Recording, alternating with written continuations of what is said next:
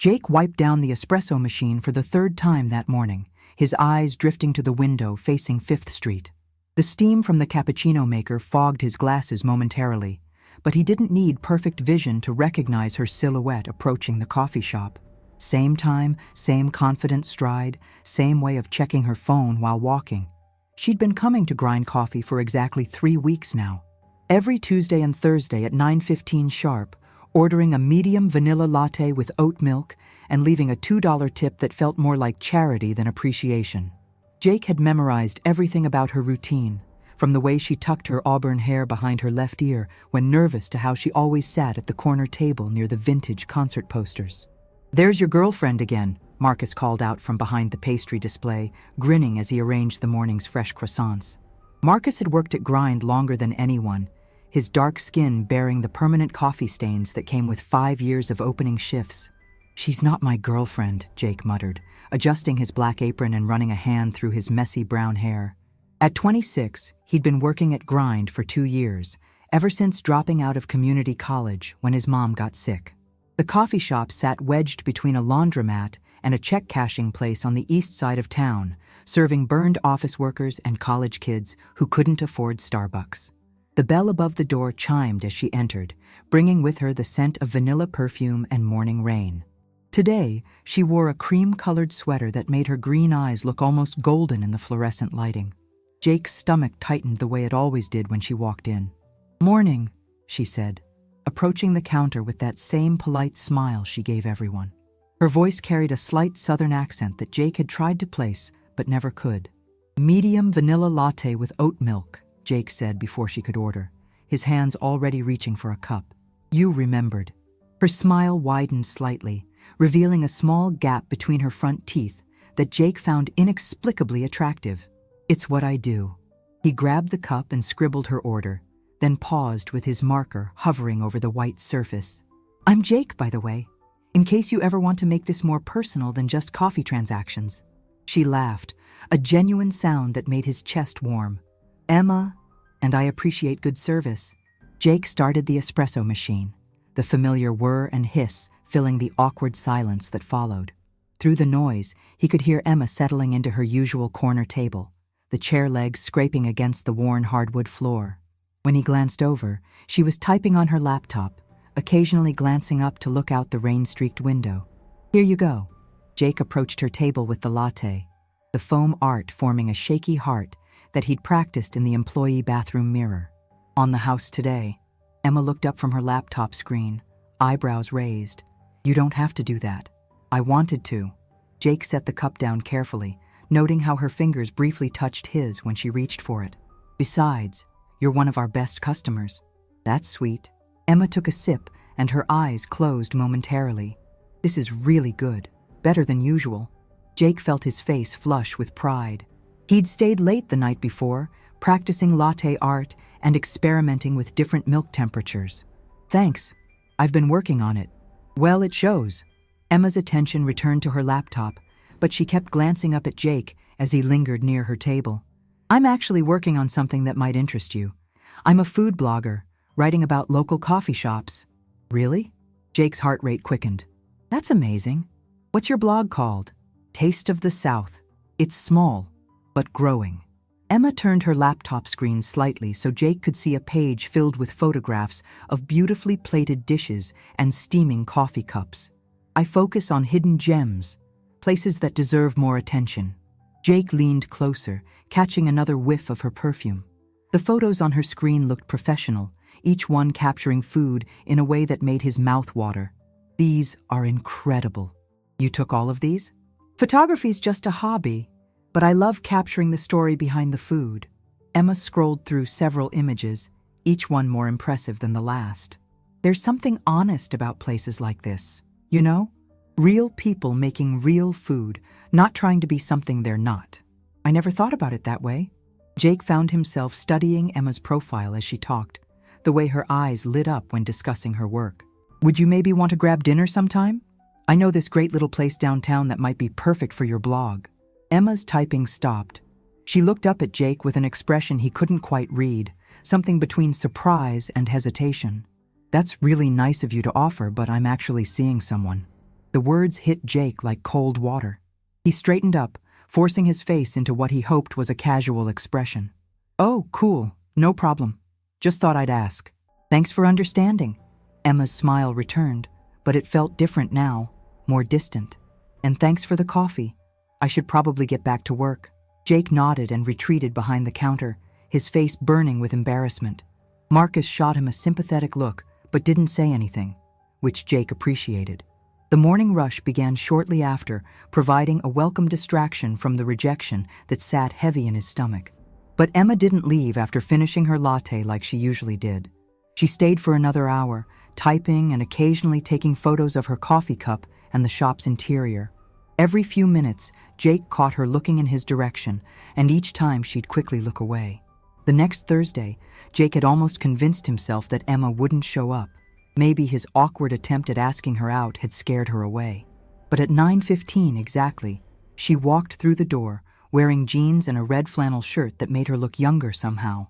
"The usual?" Jake asked, his voice carefully neutral. "Actually, could I get it iced today? It's warmer than I expected." Emma leaned against the counter, her body language more relaxed than the previous week.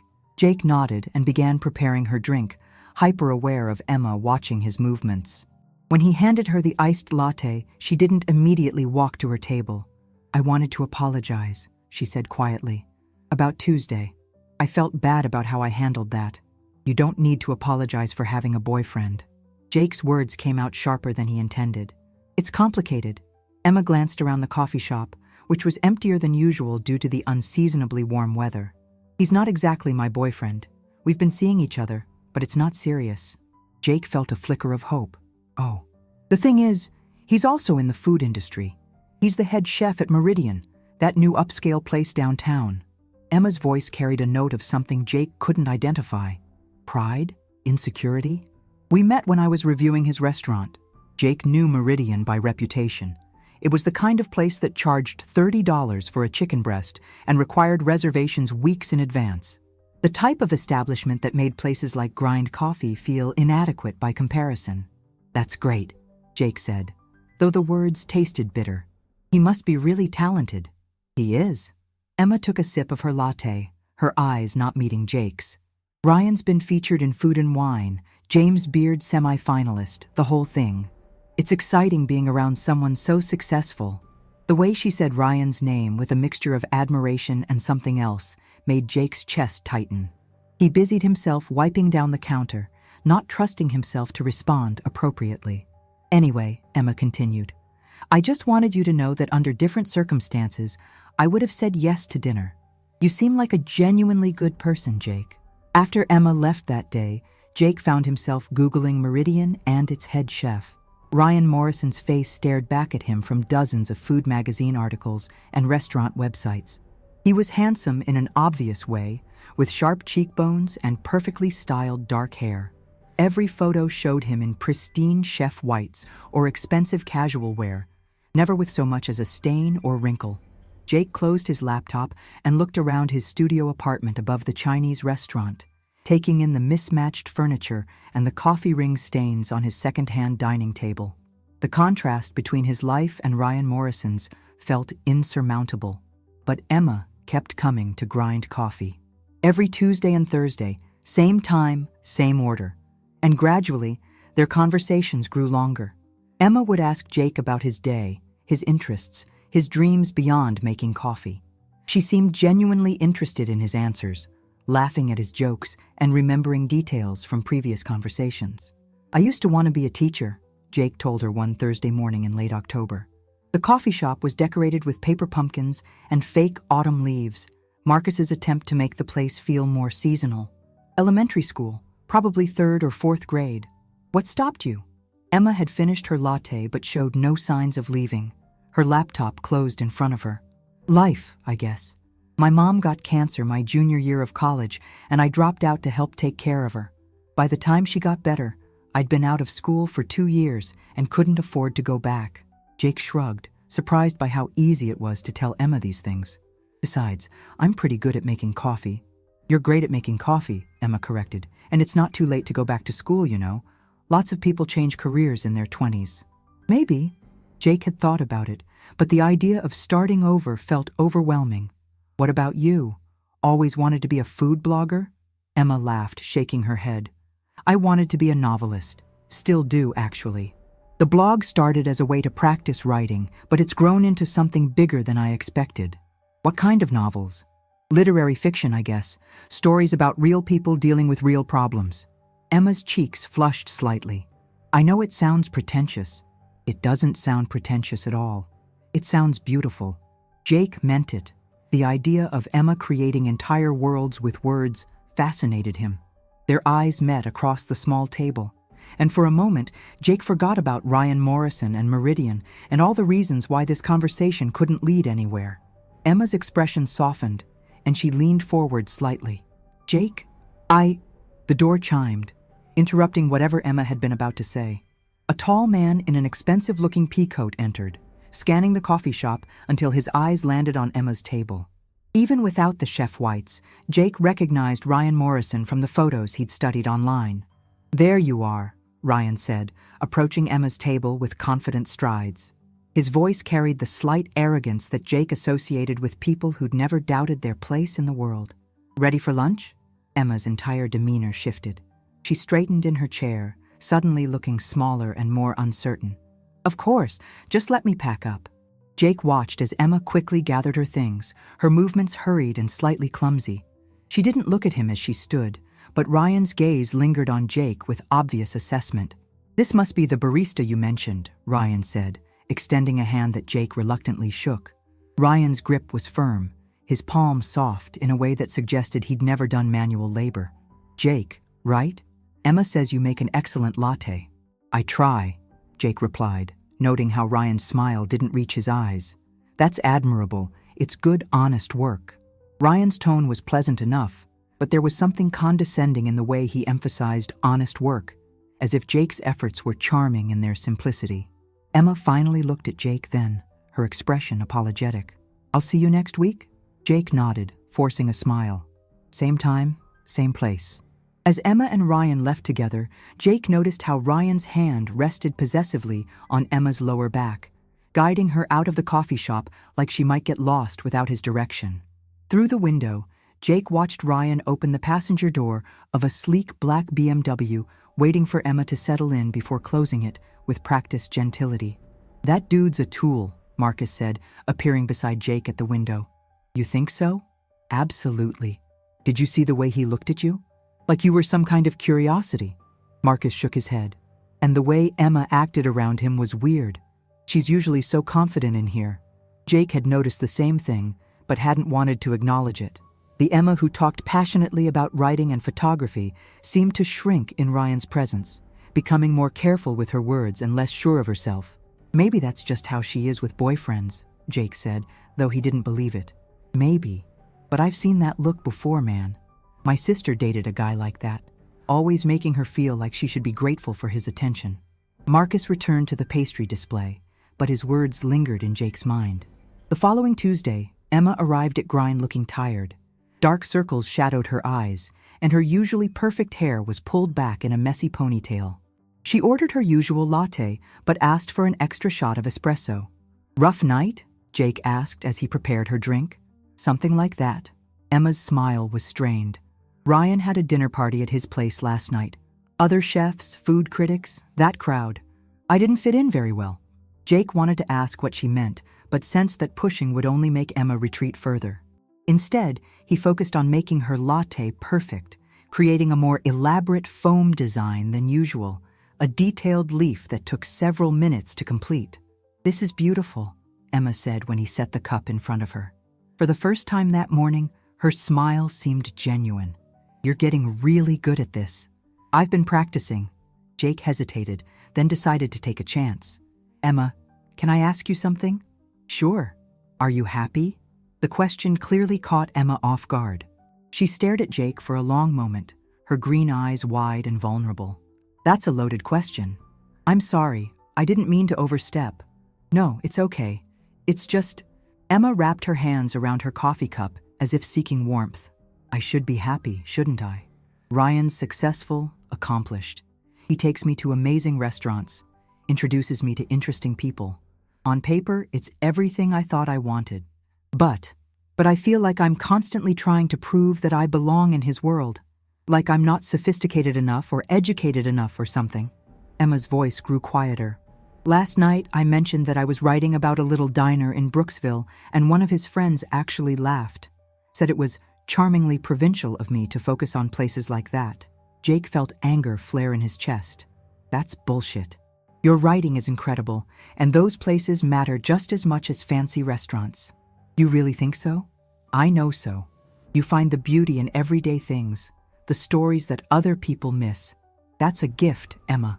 Tears welled in Emma's eyes, and she quickly looked away. "You're very kind, Jake. I'm being honest." They sat in comfortable silence for a few minutes, the morning rush beginning to filter into the coffee shop. Jake wanted to say more, to tell Emma that she deserved someone who celebrated her talents instead of making her feel small, but he knew it wasn't his place.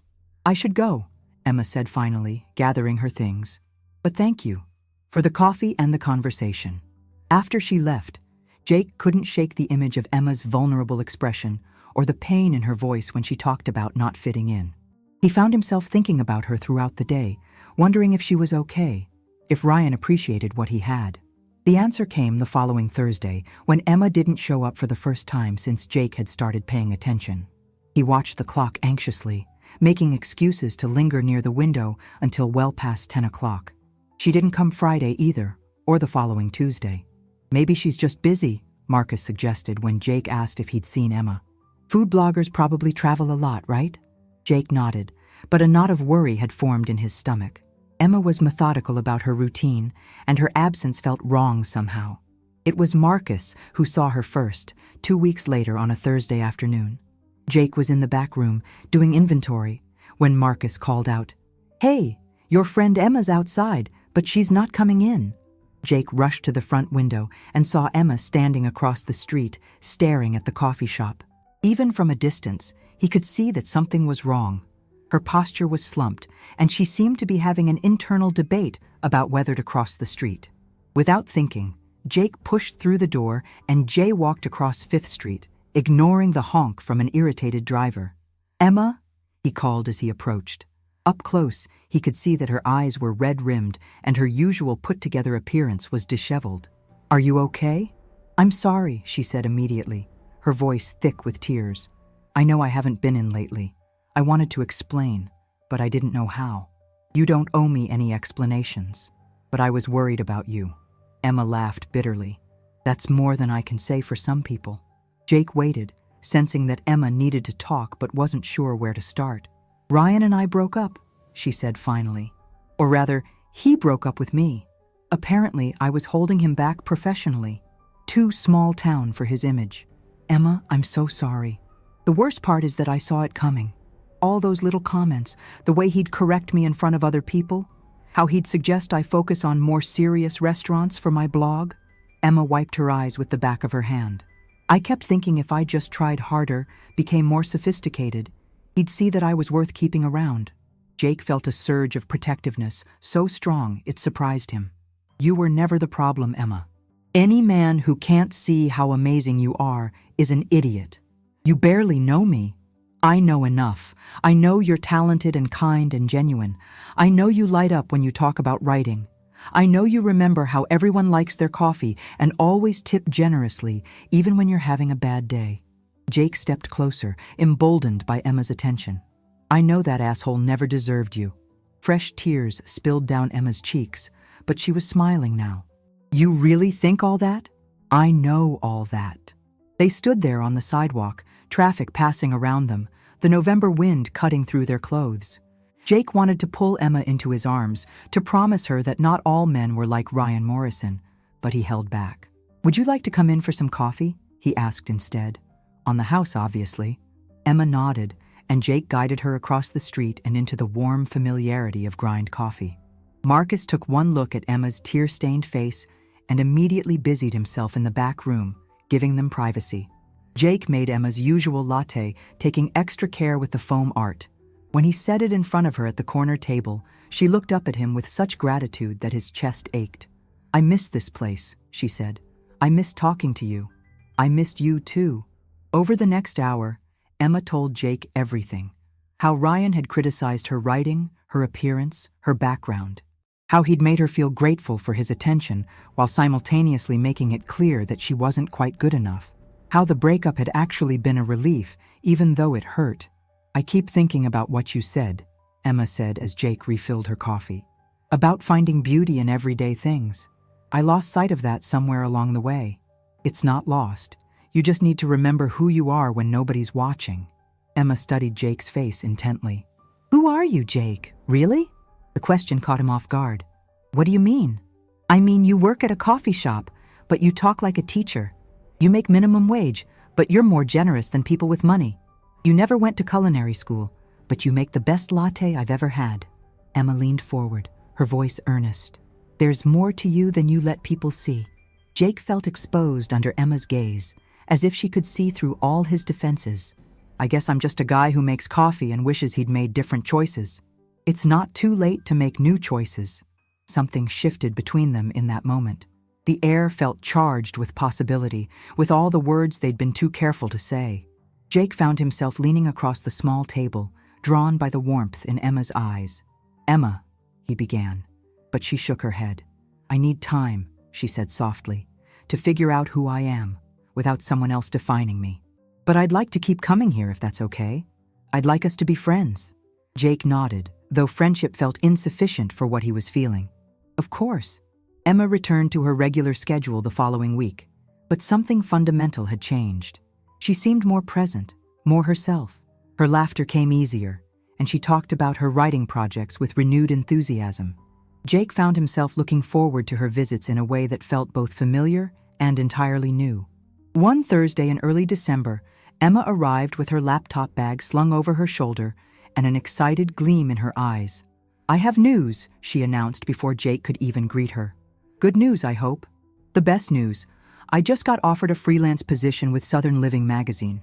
They want me to write a monthly column about hidden gem restaurants across the South." Jake felt genuine excitement for her success, mixed with a selfish worry about what this might mean for their friendship. "Emma, that's incredible. Congratulations." "Thank you. I'm terrified and thrilled and completely overwhelmed." Emma practically bounced on her toes. "The first assignment is a piece about coffee culture in small towns. Want to guess where I'm starting?"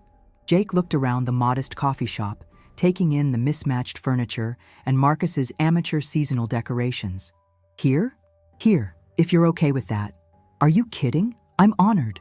Emma spent the next 2 hours interviewing Jake and Marcus, asking questions about their backgrounds, their dreams, what coffee meant to their customers. She took dozens of photos, capturing the morning light streaming through the windows and the comfortable chaos of the rush hour crowd. "You're really good at this," Jake observed as Emma adjusted her camera settings for another shot. "I'm getting better.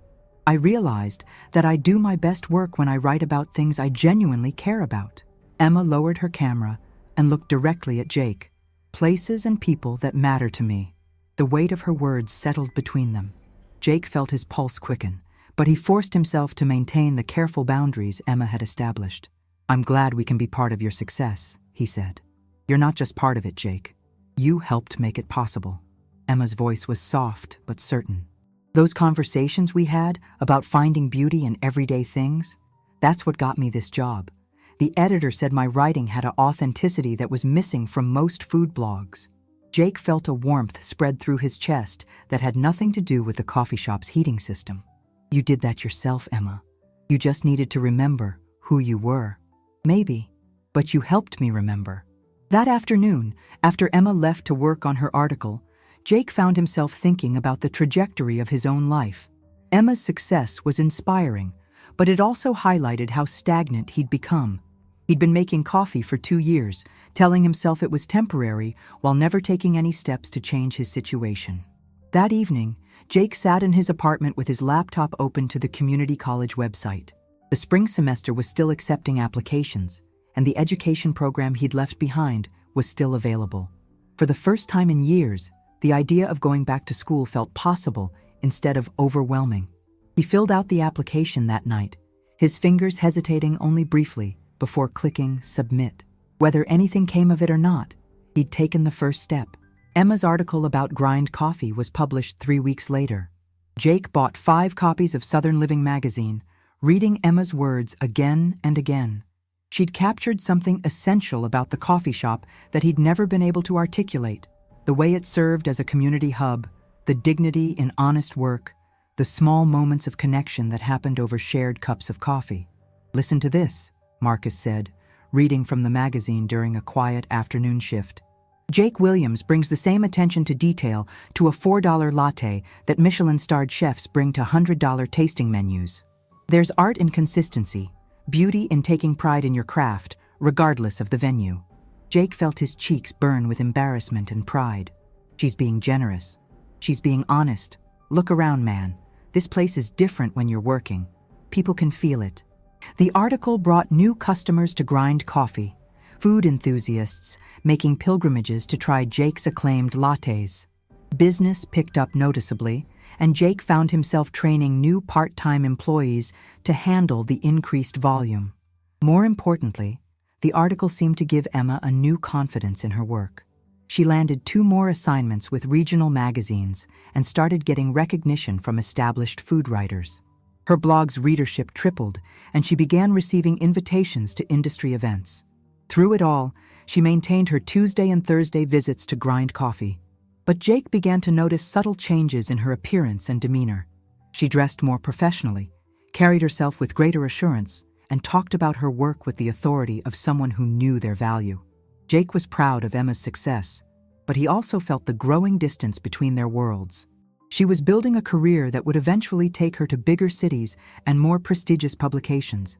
He was still making coffee, even if he'd been accepted into the community college's education program for the fall semester. The realization came to a head on a Thursday in late February. Emma arrived at Grind, looking polished and professional in a way that somehow made the coffee shop seem smaller by comparison. She ordered her usual latte, but seemed distracted, checking her phone frequently. "Everything okay?" Jake asked as he prepared her drink. "Actually, yes. Better than okay." Emma's smile was bright, but somehow distant. "I just got offered a position with Food and Wine magazine, staff writer, based in New York." Jake's hands stilled on the espresso machine. "New York? I know, right? 6 months ago, I was just a small-town blogger. Now I'm going to be working for one of the most prestigious food magazines in the country." "Emma, that's amazing! When do you start?" "Next month. I'm flying up this weekend to look for apartments." Emma's excitement was genuine, but Jake caught something else in her expression. Uncertainty? Sadness? "You don't seem entirely happy about it," Jake observed. Emma sighed, her professional facade slipping slightly. "I am happy. It's everything I've worked for. But leaving feels harder than I expected." Jake finished her latte, taking extra care with the foam art despite his churning emotions. When he set the cup in front of Emma, she looked down at the delicate leaf pattern and smiled. "I'm going to miss this," she said softly. "You'll find great coffee in New York. It's not about the coffee, Jake." Their eyes met across the counter, and Jake felt the weight of all the things they'd never said to each other. The careful boundaries Emma had maintained, the friendship that had always felt like it was on the verge of becoming something more. "Emma," Jake began, but she shook her head. "Don't make this harder than it already is. I'm not trying to make anything hard. I just want you to know that whatever this has been between us, it's meant something to me. You've meant something to me." Emma's eyes filled with tears, but she blinked them back. "You've meant something to me too. More than I probably should have let myself feel." "Then why does this feel like goodbye?" "Because it is goodbye, Jake. We both know that." Emma's voice was gentle but firm. "You have your life here, your plans to go back to school. I have this opportunity in New York, and maybe that's how it's supposed to be." Jake wanted to argue, to suggest that timing didn't have to determine everything, but he could see in Emma's expression that her mind was made up. She'd worked too hard for this opportunity to let personal feelings derail it. "I hope New York gives you everything you're looking for," he said finally. "I hope school does the same for you." Emma finished her latte in silence, occasionally glancing up at Jake as he served other customers. When she finally gathered her things to leave, she paused at the counter. "Thank you," she said, "for everything, for seeing me when I couldn't see myself. Take care of yourself, Emma." She nodded and walked out of Grind Coffee for what they both knew would be the last time as part of their regular routine. Jake watched through the window as she got into her car, but she didn't look back. The weeks that followed felt strange and empty. Jake threw himself into preparing for the fall semester, studying education theory and child development in his spare time. The coffee shop continued to thrive, benefiting from the publicity Emma's article had generated. But Jake found himself going through the motions mechanically. Marcus tried to cheer him up with jokes and encouragement, but they both knew that something essential had left Grind Coffee when Emma moved to New York. "You ever think about reaching out to her?" Marcus asked one Thursday morning, exactly a month after Emma's departure. "She made it pretty clear that chapter was closed," Jake replied, focusing intently on steaming milk. "People change their minds sometimes." Jake didn't respond, but Marcus's words stayed with him throughout the day. That evening, he found himself scrolling through Emma's social media posts, seeing photos of her new life in New York. She looked happy and successful, attending industry events and exploring the city's food scene. One post in particular caught his attention, a photo of Emma sitting in what looked like an upscale coffee shop, staring pensively out a window. The caption read, "Sometimes the best coffee isn't about the beans or the technique, it's about the story that comes with it." Jake stared at the photo for a long time, wondering if Emma was thinking about their shared mornings at Grind Coffee. But he didn't comment or reach out. Some stories, he told himself, were meant to have endings. Spring semester flew by as Jake juggled work and classes. He discovered that he had a natural aptitude for teaching, connecting easily with the children during his student teaching placement. The 8-year-olds he worked with reminded him why he'd originally wanted to become a teacher. Their curiosity was infectious, their capacity for growth unlimited. By summer, Jake had decided to leave Grind Coffee at the end of August to focus on student teaching full-time. It felt like the end of an era, but also the beginning of something new. "I'm going to miss having you around," Marcus said as they closed the shop together on Jake's last day. "Place won't be the same without you. You'll do fine. Better than fine, probably." Jake looked around the coffee shop one more time, taking in the familiar details he'd memorized over 2 years. "Thanks for everything, Marcus. For being a friend when I needed one." What are friends for? As Jake walked home that evening, he felt a mixture of nostalgia and anticipation. Emma had been right about timing. Sometimes you had to let one chapter end before the next could begin. He was unlocking his apartment door when his phone buzzed with a text from an unknown number. The message was simple. "Congratulations on starting student teaching. I always knew you'd make a great teacher." Jake stared at the message, his heart racing. There was no signature, but he knew immediately who it was from. He started to type a response several times, but each attempt felt inadequate. Finally, he settled on, "Thank you. I hope New York is everything you hoped it would be." The response came quickly. "It is, but some things are still missing." Jake read the message 3 times before replying, such as, "Coffee that comes with a story." This time, Jake didn't hesitate. "I know a place that serves that, if you're ever back in town. I might just take you up on that." The conversation ended there, but Jake found himself smiling for the first time in months. Maybe some stories didn't have to have endings after all. Maybe they just had pauses, spaces between chapters where characters grew and changed and found their way back to each other when the time was right. 6 months later, Jake was grading papers in his small classroom when his teaching assistant knocked on the door. "Mr. Williams? There's someone here to see you." Jake looked up to find Emma standing in his doorway, looking simultaneously nervous and determined. She wore jeans and a simple sweater, her hair pulled back in the casual style he remembered from their coffee shop conversations. "Hi," she said softly. "Hi yourself." Jake set down his pen, his heart pounding. "What brings you back to town?" "I'm writing a follow-up piece for Southern Living, about what happened to the people I featured in my original articles." Emma stepped into the classroom, looking around at the colorful posters and student artwork. "Turns out, some of them made pretty big changes. Is that right?" The barista from Grind Coffee became a teacher. The coffee shop is thriving under new management. And the food blogger learned that success isn't always about reaching the biggest audience. Jake stood up, moving around his desk to face Emma directly. "What does that mean?" "It means I realize that the best stories aren't always found in the fanciest places. Sometimes they're right in front of you, waiting for you to be brave enough to see them clearly." "Emma," I quit food and wine, she said in a rush. I'm freelancing again, focusing on the kinds of stories that matter to me. And I was wondering if you might be interested in having coffee sometime.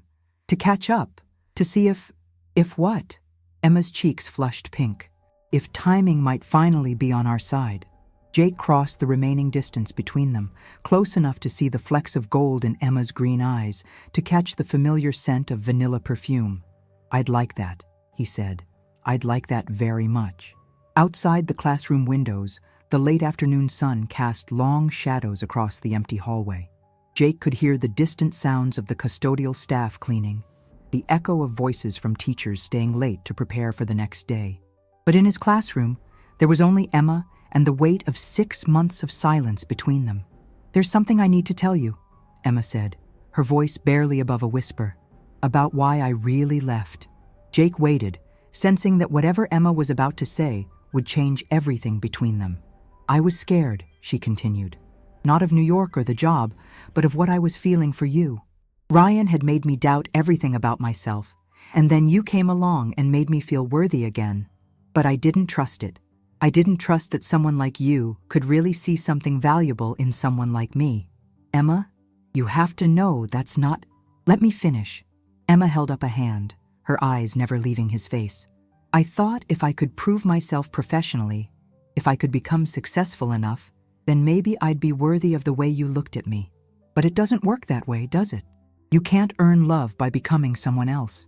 Jake felt his throat tighten. You never needed to earn anything from me. You were already enough. I know that now. It just took me 6 months in New York to figure it out.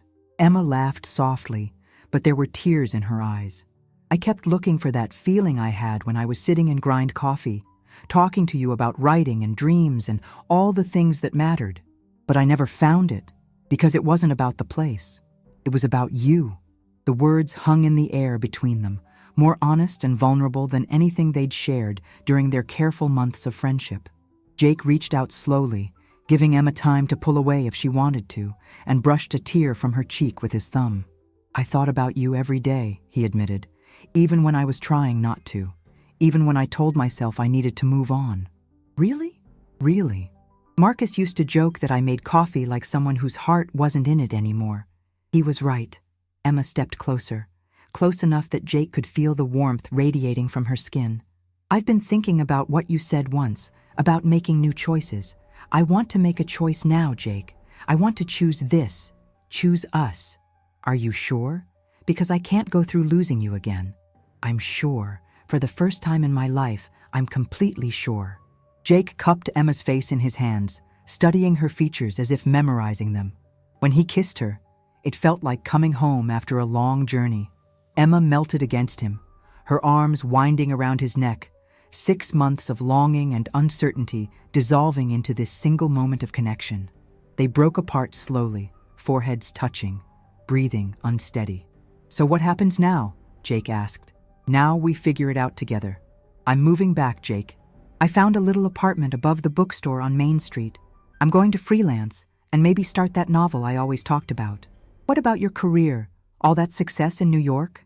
Emma smiled, the expression lighting up her entire face. Success isn't worth much if you're miserable. Besides, I think there are plenty of stories worth telling right here. Over the following weeks, Jake and Emma navigated the transition from friends to something more with the careful attention of 2 people who'd almost lost each other once. Emma accompanied Jake to school events, charming his students with stories about her travels and encouraging their writing projects. Jake helped Emma set up her new apartment, assembling furniture and listening to her read excerpts from the novel she'd started writing.